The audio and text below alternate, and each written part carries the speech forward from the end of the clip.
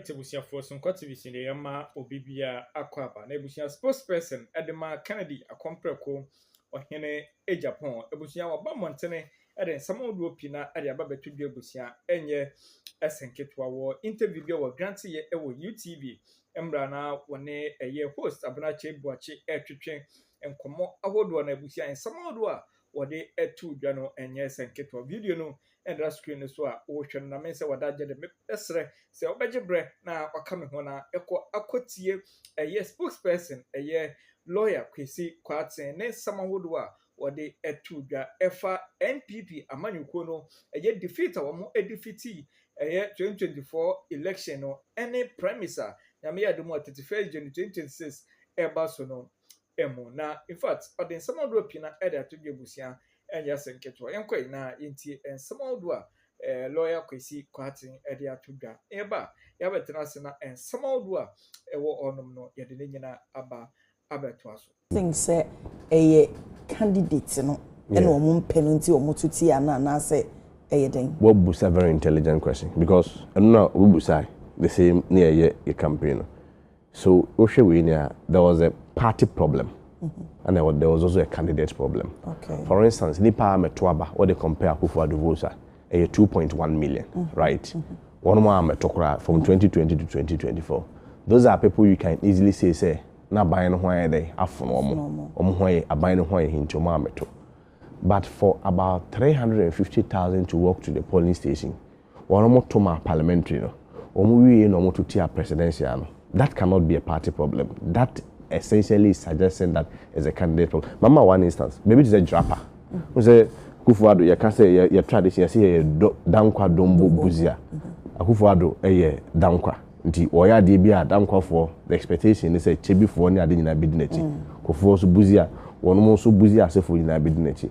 Ewura Dr. Bawumia you say dombo for nyina is expected so bidinachi. Unim say drapper ana dombo free. Drapper in 14%, Mahamanya 85.14, almost 86%, 1486. How do you convince me say this is a party problem? Okay, so meaning say omum pe candidates no, what is the problem? I mean, those ones they can be able to explain why I had the current. So you see, the whole thing was about the trust and the credibility that you place. Didn't you say candidate matters? And I said, my year like 2020. Moses, I Brena Galamsey, who has some be can be a pa. I say President Akufo-Addo go Galamsey. Tia they are Galamsey for be 20 ano. So banks, you collapse banks, banks for be 20 and the workers are more to. Magana forecasting me. One more say, oh, Akufo-Addo the wire and appointees in any day. Meaning 2020 no move follow election. That was what Ghanaians said. Also, President Akufo-Addo the wire and appointees in one. Into year as a party, even our slogan was form of another. The man who was I don't know as a form for NPP. Because at that time the popularity of the candidate Nanado now was so. Until we had to hinge on that near the party near the equation. But don't you think so say after 4 more no? In a way no Ghana for do na ehun say no yentimi nga say ye break the 8 so wo kaya no so say sa me fa ne say ehi anase bi o feel say o masetena mu enkoyie na that time no that candidate no so no ye vice president eno na e affect ye ntie ma wo mo etuti an hu se no so ya eno ye fa abna me dismiss sa na me nya no kwarefo na party no ho aye hi se bi onyi agi tum se no ma we bre ho aye chiai ai no nti no ye nhyehyɛ ye no e ma ya enkrofo kra ebuhu ye de efuye that's about 2.1 million votes so to ma meto kra what I say but bibi to say enipa one over trade to say them this can about 350,000 etoma parliamentary on we no mututia presidential. How do you also explain say and say na party ne ho na ye me ba the enti ama me kasa no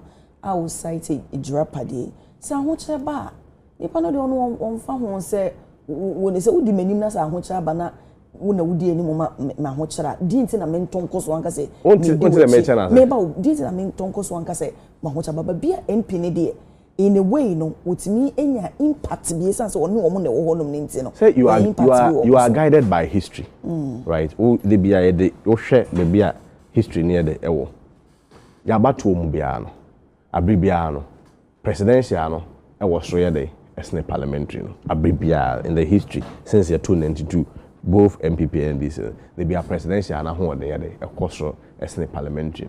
But I'm saying for the first time in the history of our country, out of 276 constituencies, filing pieces, 99% of them outperform your presidential candidate.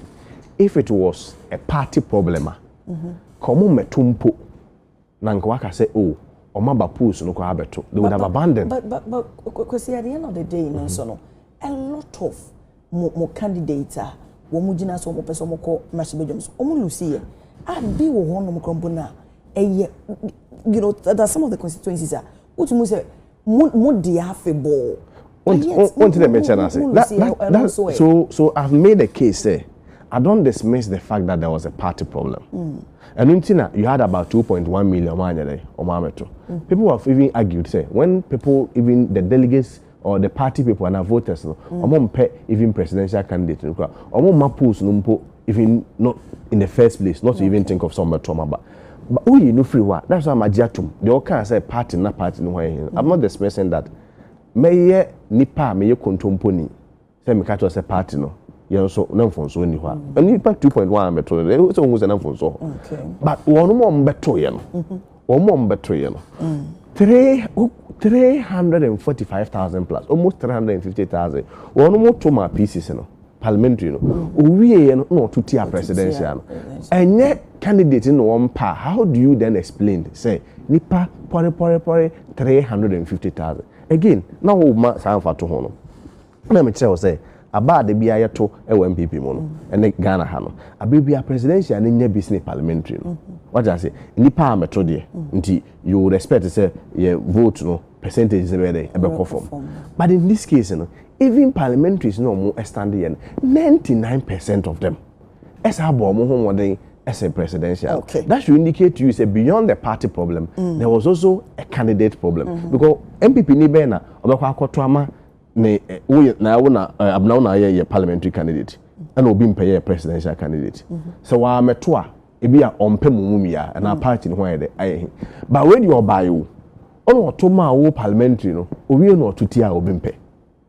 That should explain say yes there was a party problem but there was also a candidate problem. Me can kwesi so say bia your candidate no ko say bi onye nipa papa na say nipa kan but the me kan kwesi nyina na say there comes a time say me presbyni domi abra na me kwa sorry me kroma to the etimi yi presby so for domi ne na ko dwansa ne de dwansa de akwade mra ne de ade mra de aba pecheche ne de pecheche de ayede aba domi eno nche se bia so for no wo domi no onye nam na mum de che ne say brebia ne kendini ayede ehia. Okay. There comes a time even in the spirit of revival in Kenya. Who say why a revival that in Kenya so minimum sorry alcohol. In Kenya so etimi de buo etimi de D4 ba. Obo say e mu ada. Yes. Na buo say e twa fast and be 3 days. Near the so for rubber.